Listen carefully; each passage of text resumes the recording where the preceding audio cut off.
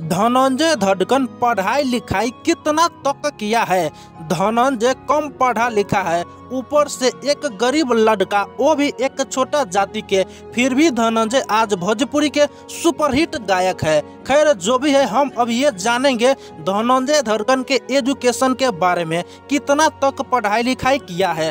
तो देखिए, धनंजय धड़कन बचपन से ही एक मेहनती लड़का थे, हर परिस्थिति के समझने वाले लड़का थे।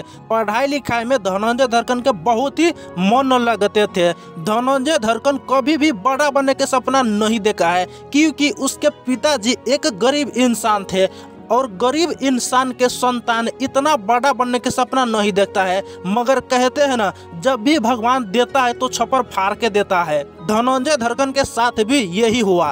फिर भी जैसे तैसे करके धनंजय धड़कन 10 तक पढ़ाई लिखाई कर लिया है। इससे ज़्यादा पढ़ने के लिए धनंजय के पिताजी के पास पैसा नहीं थे, इसलिए यहाँ तक पढ़ाई लिखाई पूरा कर लिया। इससे ज़्यादा पढ़ने के लिए उसके पास आर्थिक स्थिति की कमजोरी थी, इसलिए ज़्यादा पढ़ाई लिखाई नहीं कर पाया।